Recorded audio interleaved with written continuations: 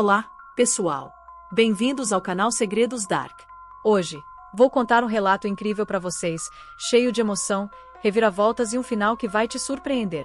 Então, não se esqueçam de se inscrever no canal, deixar o seu like e compartilhar sua opinião nos comentários. Vamos nessa! Lívia Costa nasceu em 1999, numa vila chamada Pedra Branca, no interior de Minas Gerais, Brasil. Era caçula de 3 irmãos, filha de um agricultor, João, e de uma costureira, Dona Rosa. A casa deles era simples, paredes de adobe, telhado de zinco que cantava na chuva, e um quintal onde galinhas ciscavam entre pés de milho. Lívia, aos 24 anos, tinha a beleza rústica das meninas do interior. Pele bronzeada pelo sol, cabelos castanhos longos que caíam em ondas naturais, e olhos pretos que pareciam carregar a calma das montanhas. Ela trabalhava na única padaria da vila, amassando pão e sonhando com uma vida melhor, mas sem saber como alcançá-la. Numa tarde quente de setembro de 2023, um carro preto reluzente parou na praça da vila, chamando a atenção dos poucos moradores. Dele saiu Rafael Menezes, 29 anos, um homem de presença marcante. Alto, com pele clara, cabelo preto penteado para trás, e um terno cinza que destoava do pó da estrada. Ele era herdeiro de uma família de magnatas do café em São Paulo, os Menezes, donos de fazendas exportadoras que movimentavam milhões. Rafael estava ali supostamente de passagem, fugindo da pressão familiar para se casar com Clara Albuquerque, uma jovem rica e mimada, que seus pais viam como a aliança perfeita para os negócios. Lívia o viu pela janela da padaria, entregando um pão quente a uma freguesa, quando Rafael entrou. Ele pediu um café, mas seus olhos fixaram-se nela por tempo demais. Você é diferente, disse ele, com um sorriso torto. Diferente como? Perguntou ela, desconfiada. Algo que minha vida não tem. Lívia riu, achando-o estranho, mas ele voltou no dia seguinte, e no outro, sempre com elogios e um ar de mistério. Rafael não sentia nada por Lívia além de fascínio superficial. Para ele, ela era um contraste perfeito com o mundo plastificado que desprezava. A família autoritária, os jantares falsos, Clara com suas joias e exigências. Seus pais, Dona Helena e Senhor Antônio, estavam obcecados em casá-lo com Clara para unir as fortunas das famílias Menezes e Albuquerque. Rafael, rebelde e entediado, viu em Lívia uma chance de provocar um escândalo que os desestabilizasse. Na terceira visita, ele fez a proposta: venha comigo para São Paulo. Quero te mostrar uma vida que você nunca sonhou. Lívia hesitou, era uma moça simples, mas não boba. Por que eu? Perguntou, franzindo a testa. Porque você é especial, mentiu ele, com um charme ensaiado. Prometeu trabalho, dinheiro para a família dela e uma aventura. Dona Rosa, ouvindo a conversa, viu uma oportunidade para a filha escapar da vila. Ela viu que Rafael era rico e passou confiança, então ela a incentivou. Vai, minha filha. É sua chance.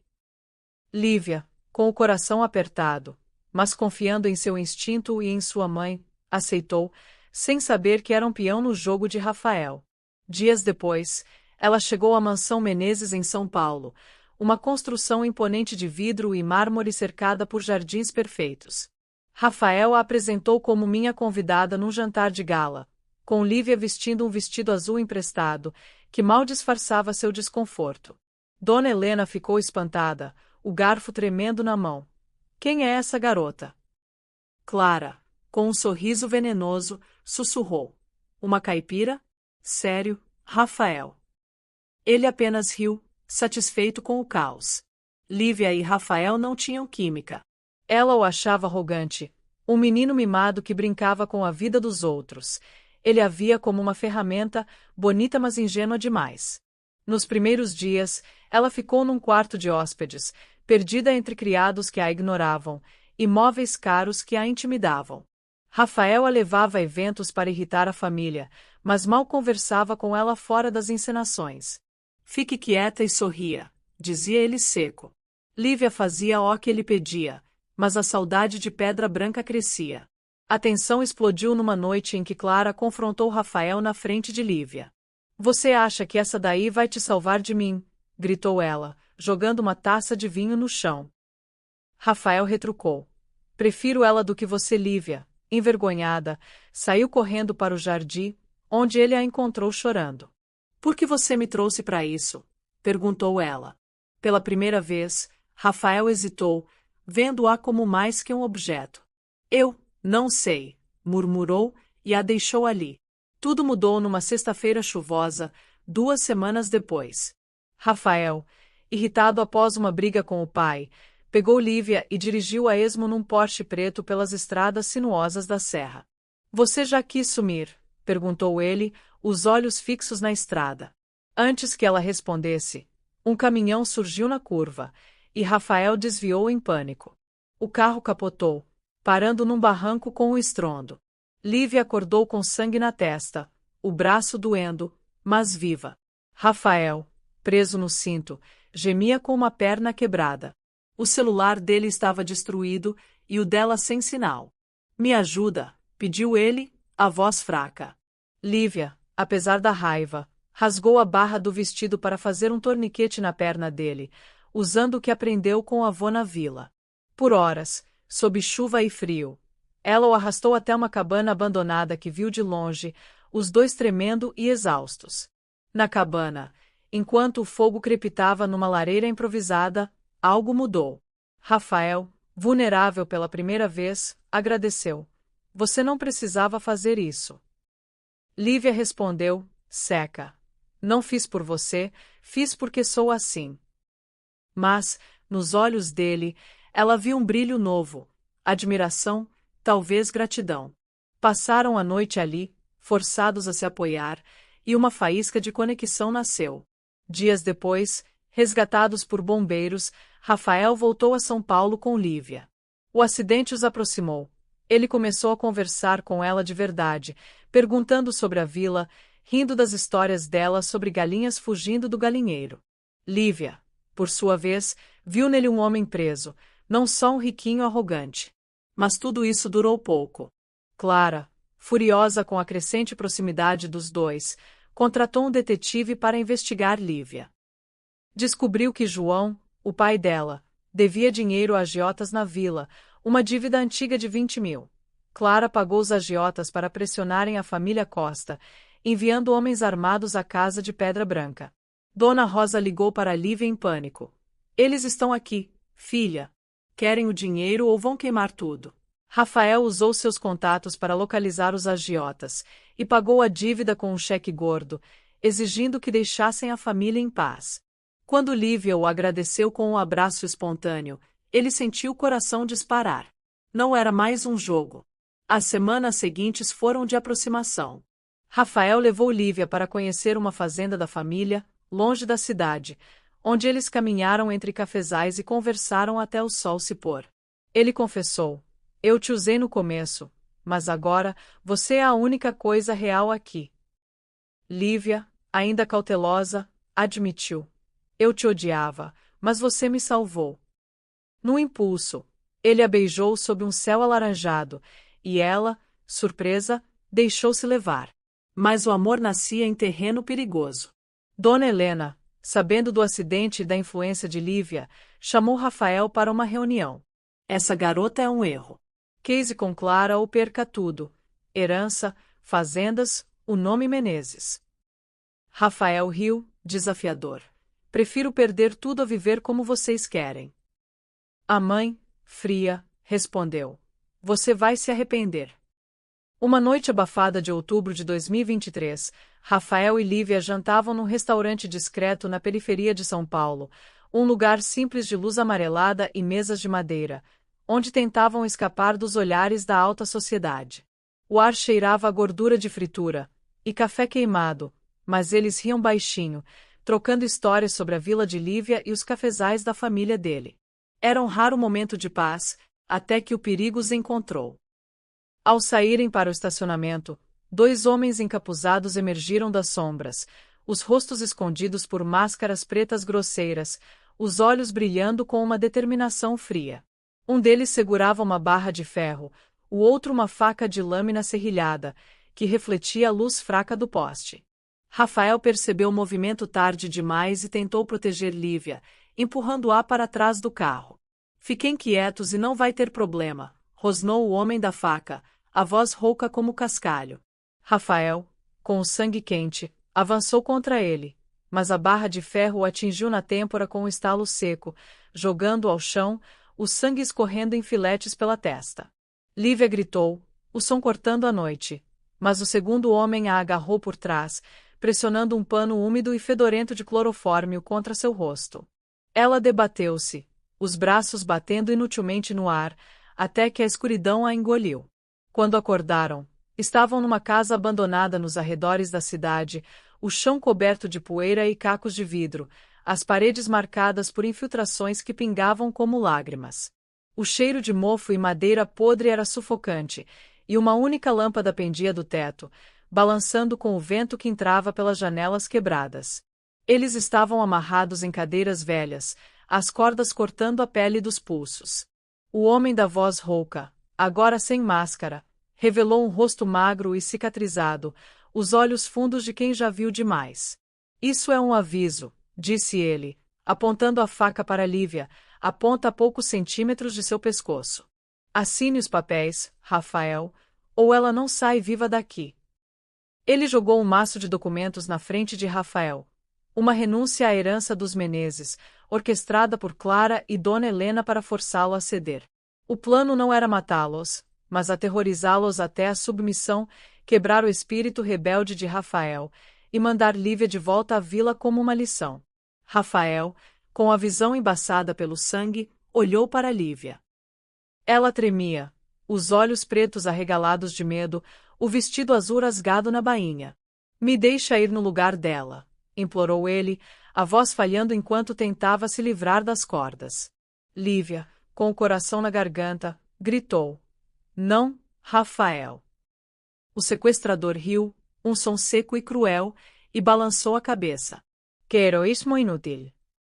Então, para provar seu controle, cortou as cordas de Lívia com um movimento brusco da faca, empurrando-a para a porta quebrada. Vai, garota, antes que eu mude de ideia. E não ouse abrir a boca. Lívia caiu no chão ao ser empurrada, os joelhos ralando na madeira podre. Olhou para Rafael, que gritou, corre! Lágrimas escorriam pelo rosto dela enquanto ela se levantava e corria para a noite, o som dos sapatos ecoando na terra batida.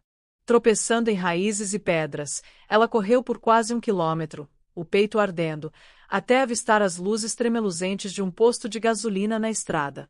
Ofegante, caiu de joelhos na frente do atendente, um senhor de bigode grisalho, e implorou. Chama a polícia, por favor. Eles pegaram ele. A polícia chegou à casa abandonada horas depois, guiada pelas instruções trêmulas de Lívia. Os agentes invadiram o lugar com lanternas e armas em punho, o barulho das botas ecoando no silêncio. Mas a casa estava vazia. O cheiro de gasolina pairava no ar, e marcas de pneus na terra sugeriam que os sequestradores haviam fugido e levado Rafael com eles. A cadeira onde ele estivera estava tombada, as cordas cortadas jogadas ao lado, mas não havia sinal dele, apenas um silêncio opressivo, que fez Lívia desabar em lágrimas nos braços de um policial. Por dias, Lívia ficou na delegacia, os olhos fundos de quem não dormia, contando e recontando a história. A polícia vasculhou a região, interrogou suspeitos, mas os sequestradores pareciam ter evaporado. Lívia ligou para Pedra Branca, pedindo que Dona Rosa orasse, enquanto a culpa a corroía. Eu deveria ter ficado com ele. Na mansão Menezes, Clara e Dona Helena mantinham silêncio público, mas os cochichos entre os criados sugeriam que sabiam mais do que admitiam. 2 semanas depois, numa madrugada de nevoeiro, Lívia ouviu batidas na porta do quarto de hotel onde a polícia a instalara para proteção.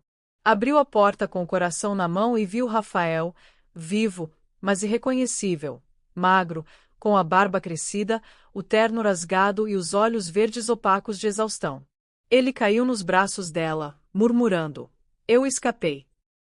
Entre soluços, contou que os sequestradores o levaram para uma chácara abandonada a 50 quilômetros dali, mantendo-o preso num galpão com correntes, alimentado apenas com água suja e pão seco.